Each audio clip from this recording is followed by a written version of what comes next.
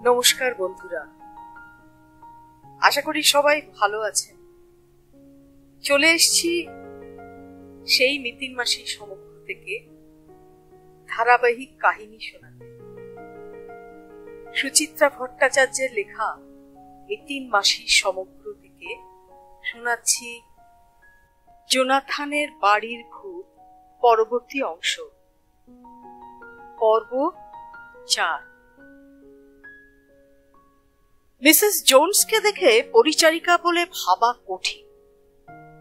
কথায় বার্তায় হাবে ভাবে তিনি যেন এ বাড়ির গৃহিণী। স্বভাবটিও ভারী মিষ্টি। নরম গলায় বকাঝকা করে গোটা প্লেটটাই শেষ করতে বাধ্য করলেন টুপুরকে। বাক্যালাপ করছেন ইংরেজিতে, কিন্তু কথা বলার ভঙ্গিটি এমন যেন মিতিন টুপুর তার কত কালের চেনা। যা শেষ করে মিতিন বলল, চলুন তাহলে একবার ফার্নিচারের ঘরটা দেখে আসি। জোনাথান বললেন, কি দেখবে ও ঘরে? দেখে তো কিছু বোঝাই যাবে না। তিনি আসেন রাত্রে, রোজ মালুমও দেন না। যেদিন মেজাজ বিগড়ে যায় সেদিনই হয়তো একটু আধটু বিরক্তি প্রকাশ করে। উৎপল বলল, দেখছেন তো ম্যাডাম, ড্যাডি ভূত থিওরির বাইরে কিছুতেই বেরোবেন না। ভূত বলো না, ভূত বলো না, ভূত নয়। মিসেস জোনস ঘোরতর আপত্তি জানালেন। চোখ বন্ধ করে দ্রুত ক্রস আঁকলেন বুকে। যিনি আসেন তিনি হোলি স্পিরিট, কারণ এখনো পর্যন্ত তিনি কারুর ক্ষতি করেননি। মিতিন জিজ্ঞেস করল, আপনি তাকে দেখেছেন? তাকে কি দেখা যায়? তবে তিনি যে আছেন সে আমি বহুকাল আগেই টের পেয়েছি। সেই ন্যান্সির অসুখের সময় যখন রাত জাগতাম তখন। শেষ দিকে ন্যান্সি যখন ক্যান্সারের যন্ত্রণায় ছটফট করত, নিঃশব্দে ন্যান্সির মাথার পাশে এসে দাঁড়াতেন। স্বর্গীয় এক সৌরভে ভরে যেত গোটা ঘর। তিনি হাত বুলাতেন ন্যান্সির মাথায়। আস্তে আস্তে ঘুমিয়ে পড়ত ন্যান্সি। এখন কি গন্ধটা পাওয়া যায়? সেটা মিস্টার মাইকেল বলতে পারবেন। জোনাথান বললেন, তার মুড ভালো না থাকলে গন্ধ বোধহয় পাওয়া যায় না। ও ঘর কত কাল ধরে পরিত্যক্ত। উনি ওখানে এক ধরনের ফার্নিচারে অভ্যস্ত হয়ে গিয়েছিলেন। সে জায়গায় এক কাঁড়ি উটকো জিনিস ঢোকালে উনি সহ্য করবেন কেন? উৎপল বলল, আর কোন ঘরে চেয়ার টেবিল গুলো ঢোকাতাম ড্যাডি, ইউজ হয় না বলেই তো ওই রুমে। ভালো করনি, জোনাথান বললেন। উৎপল কথা না বাড়িয়ে চুপ করে গেল। বসার ঘর থেকে অন্দরে যাওয়ার দুটো দরজা। বাঁ দরজায় পর্দা ঝুলছে, সম্ভবত ওটা জোনাথানের বেডরুম। অন্য যে দরজা দিয়ে উৎপলরা খাবার নিয়ে ঢুকেছিল সেই পথেই ভেতরে ঢুকলো সকল। প্রথমেই একটা চওড়া প্যাসেজ, প্রায় ঘরের মতো। জিনিসপত্র খুব বেশি নেই সেখানে। একটাই শুধু অতিকায় গোল শ্বেত পাথরের টেবিল, মাঝখানটায় পাতা। টেবিলে ম্যাগাজিন আর খবরের কাগজের স্তূপ। এক ধারে টানা জুতো রাখার র‍্যাক, অন্য ধারে সাহেবি আমলের টুপি ছাতা রাখা স্ট্যান্ড। প্যাসেজের একদিকে দরজা দিয়ে বাইরের বারান্দায় পড়া যায়। অন্য দরজা দিয়ে বেরোলে প্রকাণ্ড হলের মতো ঢাকা বারান্দা, তার উপরে বাঁধানো উঠোন। রোদ বৃষ্টি আটকানোর জন্য বারান্দার মাথায় ঝুলন্ত কাঠের শেড, তাতে সবুজ রং, ঢেউ খেলানো ডিজাইন। বারান্দার মাঝখানে খাবার টেবিল, দেওয়াল ঘেঁষে টানা কাচের আলমারিতে প্লেট, গ্লাস, কাঁটা, চামচ, ছুরি, টি সেট, কফি সেট। আলমারির মাথায় টোস্টার, মিক্সি, মাইক্রো ওভেন। সাবেকি মডেলের ঠাউস রেফ্রিজারেটরও রয়েছে এক জায়গায়। দেওয়ালে রয়েছে খান আষ্টেক ছোট ছোট বাঁধানো ছবি।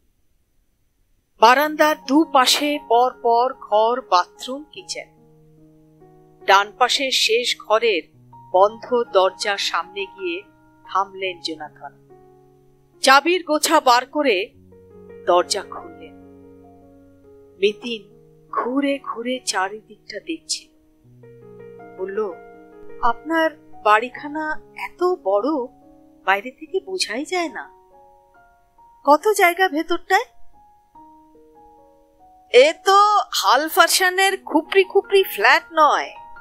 রবার্ট ম্যাকগ্রেগর ব্রিটিশ আর্কিটেক্ট দিয়ে ডিজাইন করিয়েছিলেন। নিজে থাকতেন একেবারে শেষ প্রান্তে, এই ঘরটায়। বলতে বলতে ভারী দরজা ঠেললেন জোনাথন। বললেন, এসো, দেখবে এসো। ভেতরে পা রাখতেই ঝাং করে একটা ভ্যাপসা গন্ধ ঝাপটা মারল টুপুরের নাকে।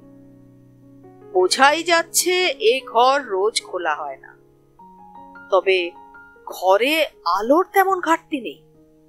বন্ধ জানালার মাথায় রঙিন কাঁচ, বেশিরভাগই ভাঙা। শেষ বিকেলে সূর্য ওইসব ফোকর দিয়ে দিব্যি উকি দিচ্ছে। সিলিংয়ে বোধহয় টানা পাখা ছিল এককালে। তার দড়ি যাওয়ার রাস্তা দিয়ে আলো আসছে ঘরে।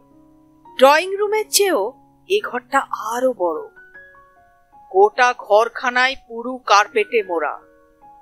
প্রচুর অ্যান্টিক ফার্নিচার ছড়িয়ে আছে চারদিকে। খাট, আলমারি, ড্রেসিং টেবিল, বিশাল একখানা দোল আয়না, পিয়ানো, কারুকার্য করা আলনা, কি আছে আর কি নেই। সদ্য ঢোকানোর চেয়ার টেবিল ডাই হয়ে আছে মাঝখানে। আছে একখানা দেওয়াল জোড়া অয়েল পেন্টিং, দেওয়ালে গাঁথা কাঠের চ্যানেলের উপর বসানো। ছবিটা একটা যুদ্ধ জাহাজের। আরো কয়েকটা ছোটখাটো পেন্টিং ঝুলছে এপাশে ওপাশে।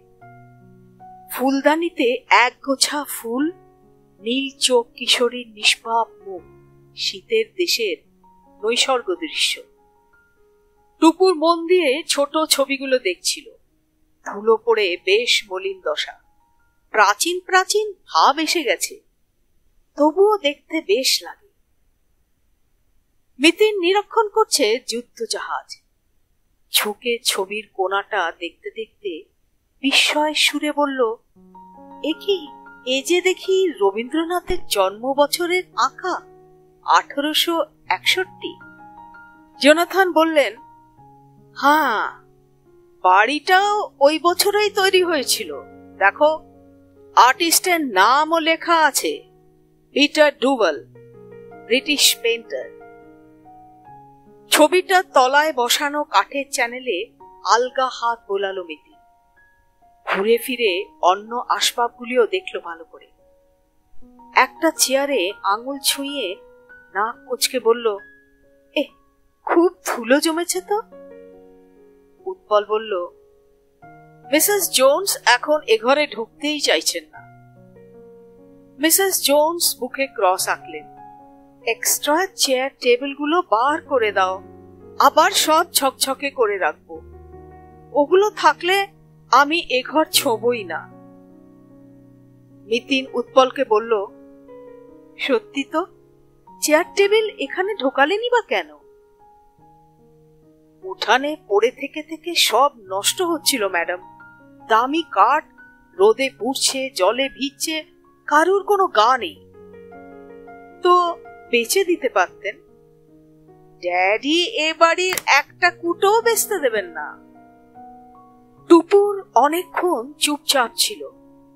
দুম করে জিজ্ঞেস করলো, এ ঘরের কোন কোন জিনিসগুলো নড়ে চেয়ার টেবিল ছাড়া? উৎপল বলল, মাই ডিয়ার ইয়াং লেডি, বাইরে থেকে বুঝবো কি করে কি কি নড়ানো হচ্ছে? তবে মাঝে মাঝে শব্দটা বেশ জোরেই হয়, ঢাক ঢাক ঢাকা ঢাক এমনি আওয়াজ করে। নিতিন বলল, আপনি বলছেন ব্যাপারটা বাইরের কারুর কারসাজি? কেন এরকম ভাবছেন? ওই যে দেখুন না, জানলার মাথায় অর্ধেক কাঁচ নেই, তাছাড়া পাংখা পুলারের দড়ি যাওয়ার গ্যাপটাও। ওসব ফাঁক দিয়ে কোনো মানুষ গলতে পারে? জোনাথনের গলায় বিরক্তি ঝরে পড়ল। কি যে পাগলের মতো বারবার একই কথা বলো উৎপল। কাঁচ বসানোর ফ্রেম খুলে নিলেই ফাঁক বড় হয়ে যায় ড্যাডি। আমি দেখেছি অন্তত খান 2-3 ফ্রেম একেবারে আলগা। তা অসম্ভব ড্যাডি, আমি জিমন্যাস্টিকের লোক, জানি শরীরকে কতটা নমনীয় করা যায়, কতটুকু জায়গা দিয়ে একটা বাচ্চা তার শরীর গলিয়ে দিতে পারে। যদি কেউ ভয় দেখানোর ছক সাজায়, সে কোনো বাচ্চাকে কাজে লাগাতেই পারে। জোনাথন বললেন, বলে যেও না উৎপল, শব্দটা পাওয়ার পরই কিন্তু দরজা খোলা হয়েছে। মাঝে কত টাইম গেছে? বড় জোর 5 মিনিটস। ওইটুকু সময়ের মধ্যে মানুষই হোক কি বাচ্চাই হোক, তার পক্ষে কি আবার ওই ফাঁক দিয়ে গলে পালানো সম্ভব? ওইটাই তো আমাকে ভাবাচ্ছে ড্যাডি। তাই তো ম্যাডামকে ডেকে আনা। উনি দেখে শুনে বলুন, রহস্য উদ্ধার হয়ে গেলে আমরাও দুশ্চিন্তা থেকে মুক্ত হই। মিতিন স্থির চোখে শ্বশুর জামাইয়ের চাপান উত্তর দেখছি। বলল, এ ঘর দেখা শেষ, চলুন এবার অন্য রুমগুলো দেখি। জোনাথন যেন একটু অবাক হয়েছে, বললেন, অন্য ঘরে কি দেখবে? কিছু না, এমনি। এত সব অ্যান্টিক ফার্নিচার দিয়ে সাজানো ঘর দেখলেও তো চোখ জুড়ায়। ভুতুরে ঘর তালা বন্ধ করে সদল বলে বেরিয়ে এলেন জোনাথন। পাশের ঘরে ঢুকতে যাবে, হাঁপাতে হাঁপাতে মিন্নার আবির্ভাব। উত্তেজিত মুখে বলল, কি আশ্চর্য, তোমরা বাইরের দরজা খুলে রেখে এসেছ? জোনাথন কাঁধ ঝাঁকালেন। তাতে হয়েছেটা কি? বিকালবেলা বাড়িতে এত লোক হয়েছে, এখন কে ঢুকবে? এই তো একটা বাচ্চা ছেলে কম্পাউন্ডে ঘুরঘুর করছিল, আমাকে দেখেই পাঁচিল গলে ভো দৌড়। জোনাথন আমল দিলেন না। ও তো প্রায়ই আসে, পেছনের পেয়ারা গাছটাই ওদের টার্গেট। উফ ড্যাডি, তুমি দেখছি বড় সড়ো একটা বিপদ না বাঁধিয়ে ছাড়বে।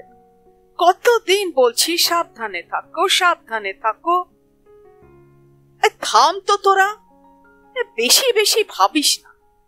তোরা আবার একটু বেশি বেশি করিস। দেখলেন তো ড্যাডির অ্যাটিটিউড। মিনা নিতিনের দিকে তাকালো। নিতিন বলল, ফার্নিচার রুম দেখা হলো? কি বুঝলেন?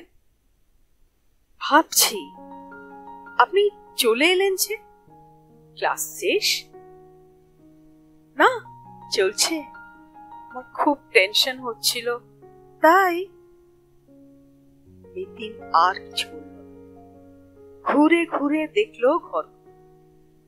মেরিনা উৎপল যে ঘরে এসে থাকে, সেই ঘরটা পিকের ঘর, জোনাথনের বেডরুম, রান্নাঘর, বাথরুম, স্টোর রুম, উঠানের বন্ধ সার্ভেন্টস কোয়ার্টারটাও খুলিয়ে দেখে নিল। বাড়ির পেছনটাও। জায়গাটা আগাছার জঙ্গল, মাটিও উঁচু নিচু বেশ। ঘাসে ঢাকা এক লোহার আংটায় হোঁচট খেয়ে প্রায় পড়ে যাচ্ছিল টুকুর। নিতিন ছুটে এসে তাকে ধরল। নিচু হয়ে একবার দেখে নিল আংটাটা।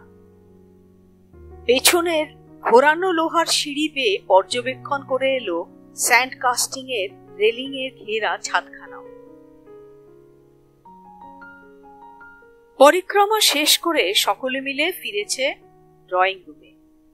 মিসেস জোনসকে ফের এক রাউন্ড কফির অর্ডার দিলেন জোনাথন। মৃদু কৌতুকের ভাব ফুটিয়ে নিতিনকে জিজ্ঞেস করলেন, কি হে ডিটেকটিভ, রহস্য ভেদ হলো? নিতিন বলল, এখনো তিমিরেই থাকবে। ম্যাকগ্রেগরের আত্মা তিমিরেই আসেন। নিতিন বলে, আচ্ছা মিস্টার মাইকেল, একটা কথা বলতে পারেন? ম্যাকগ্রেগর সাহেবের অমন একটা যুদ্ধ জাহাজ আঁকানোর শখ হয়েছিল কেন? কারণ তিনি নিজে একসময় যুদ্ধ জাহাজে ছিলেন। মার মুখে শুনেছি তিনি ছিলেন রয়্যাল আর্টিলারিতে। সিপাহী বিদ্রোহের সময় তিনি একটি গানবোট থেকে যুদ্ধও করেছিলেন। সেই গানবোটটার নামেই বাড়ির নামও মেঘনা। ও, ওটা মেঘনার ছবি। তার মানে মেঘনা ম্যাকগ্রেগর সাহেবের জীবনে একটা ইম্পর্টেন্ট ফ্যাক্টর ছিল। শুধু ইম্পর্টেন্ট নয়, মা বলতেন ওই মেঘনাই নাকি তার জীবন মৃত্যুর নিয়ামক। তোমায় বললাম না, সিপাহী বিদ্রোহের এক নেতাকে তিনি মেরেছিলেন, সে ওই মেঘনা থেকেই। কিন্তু তার পরিণাম ভালো হয়নি। বিদ্রোহ শেষ হওয়ার পরই মিলিটারি চাকরি ছেড়ে দিয়ে ব্যবসা শুরু করেন তিনি, ঘোড়ার গাড়ি তৈরির। সেই সময় পর পর বেশ কয়েকটা অঘটন ঘটে যায় তাঁর জীবনে। 2 ছেলে মাত্র 2 দিনের তফাতে কলেরায় মারা যায়। একমাত্র ভাই ডুয়েল লড়তে গিয়ে নিহত হন, এবং তারপরই তার মনে ধারণা হতে শুরু করে যাকে তিনি সিপাহী বিদ্রোহের সময় মেরেছেন তার অভিশাপেই এই সর্বনাশগুলো ঘটছে। তীব্র মানসিক অবসাদ থেকে শেষ পর্যন্ত তিনি তার স্ত্রী আর মেয়ে, মানে আমার মার দিদিমা আর তার মা, ওনারা অবশ্য থাকতেন এবার। তবে তারা ওই ঘরটিকে কেউ আর ব্যবহার করতেন না। মিন্না হতবাক মুখে বলল, আমাদের তো এই গল্প কখনো বলনি ড্যাডি। তোমরা জানতে চেয়েছো কোনোদিন? জানার উৎসাহ দেখিয়েছ? নিতিন মুচকি হেসে বলল, একটা খবর কিন্তু মিন্না জানেন। কি খবর? ম্যাকগ্রেগর সাহেবের এক মহামূল্যবান সম্পদ নাকি এ বাড়িতে লুকোনো আছে। হ্যাঁ, ওই খবরটুকুই শুধু জানে। তবে ও জিনিস খোঁজার চেষ্টা করে লাভ নেই, পেতে গেলে মরতে হবে। নিতিন বলল, মেঘনা উৎপলবাবুর মুখে সেই রকমই একটা কথা শুনেছিলাম বটে। ব্যাপারখানা কি বলুন তো? মৃত্যুর আগে ম্যাকগ্রেগর বাড়িটা স্ত্রী আর মেয়ের নামে উইল করে গিয়েছিলেন। উইলের শেষে একটা অদ্ভুত কথা লেখা ছিল। কি রকম?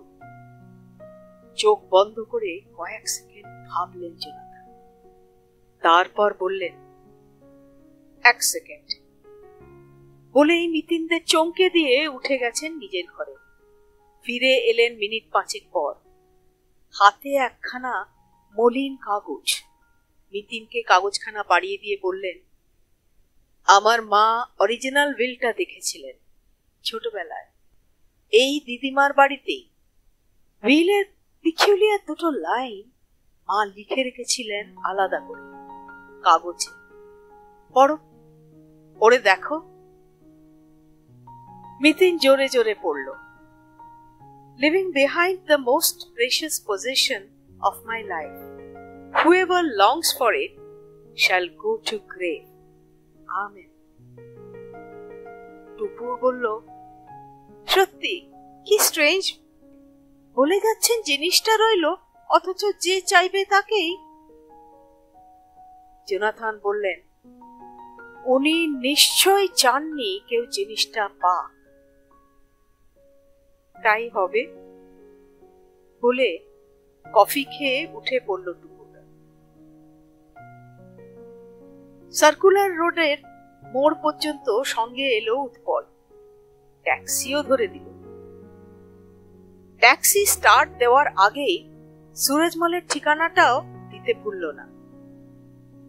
চোরা কৌতূহলে ফুটছিল টুকু, আড়ে আড়ে দেখছিল মিতিন মাসিকে। পার্ক স্ট্রিট ক্রসিং এ জ্যামে আটকে আছে ট্যাক্সি।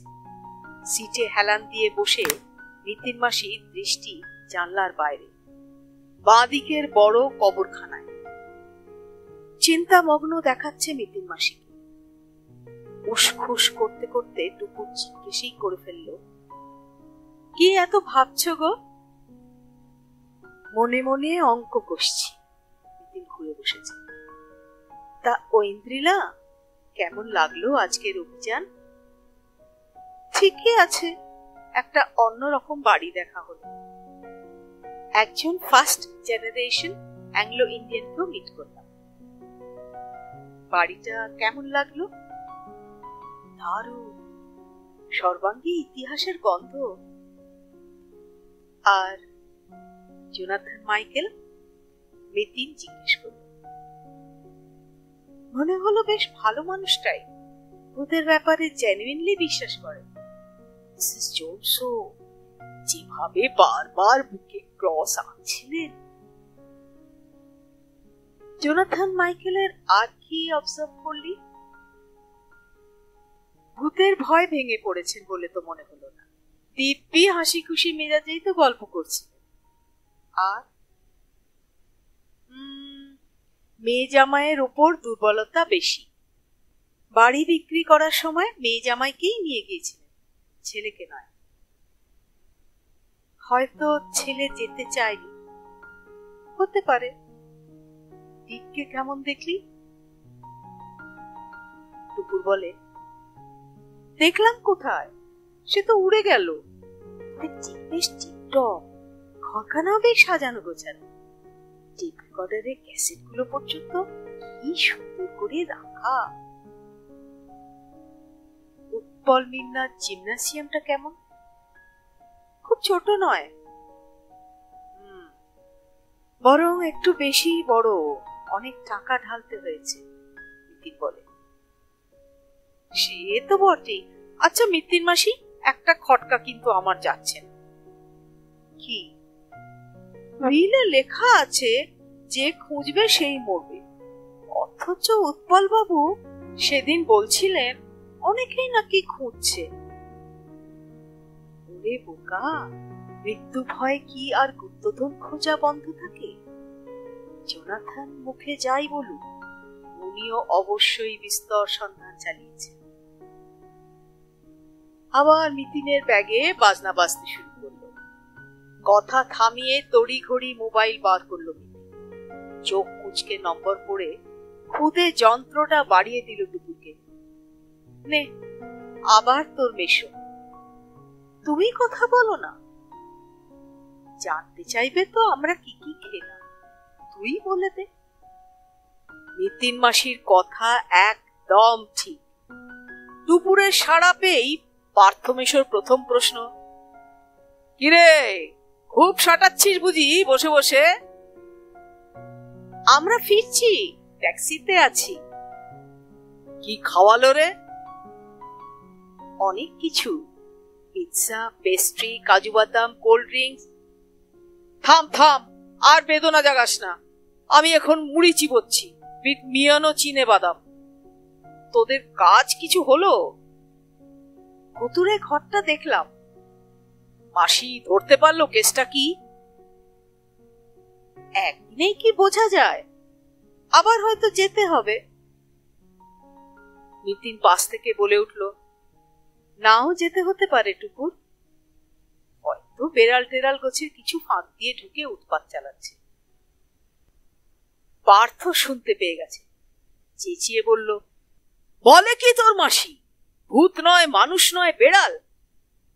তা উৎপলের কাছ থেকে ফিসটা নিয়েছে তো?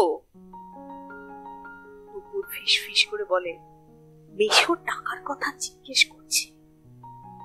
নিতিন ভারিক্কি গলায় বলল, তোর মেশোকে বলে দে বেড়াল রাফানোর মতন পেটি কেসে পয়সা নিয়ে প্রজ্ঞাপারমিতা মুখার্জি হাত গন্ধ করেন। পার্থ বিরস গলায় বলল, বুঝলাম, উৎপলটা ফালতু ফালতু এসে জ্বালিয়ে গেল। টুপুর বলে, ফিরে কথা হবে, ছাড়ছি। ফোন অফ করে টুপুর প্রবল বিস্ময়ের সঙ্গে বলে উঠল, তুমি শিওর বেড়ালি আওয়াজ করেছে? আর কি হতে পারে বল? ভূত বলে কিছু নেই। দ্বিতীয়ত উৎপল যতই বোঝা, ওইটুকু ফাঁক দিয়ে একটা বাচ্চা ছেলের পক্ষেও আসা যাওয়া করা সম্ভব? তাহলে থার্ড অল্টারনেটিভ একটাই করে থাকে, বেড়ালি চেয়ার টেবিলের উপর নৃত্য করে, পায়ের চাপে চাপে পিয়ানো বাজায়, আর মানুষের ডাকে সাড়া পেলেই টুক করে পালায়। এছাড়া আর কিছু হতে পারে না? জিজ্ঞেস করি। চান্স কম, তবে তবে কি একটা ধন্দ আছে। বেড়ালি যদি হবে, তাহলে কার্পেটে নয় নাই পড়লো, চেয়ার টেবিলের ধুলোর উপর তার পায়ের ছাপ থাকবে। সেটা নেই কেন? দাগ আছে কিছু, কিন্তু ছাপ। তাছাড়া ছবি বসানোর কাঠের চ্যানেলটায় ধুলোই নেই তেমন। টুপুর নড়ে বসল। তার মানে মিস্ট্রি একটা আছে। মিতিন ঠিক করে হেসে ফেল, বলল, ধীরে বৎস, ধীরে, রহু ধৈর্য, রহু ধৈর্য। এরপর পঞ্চম পর্বে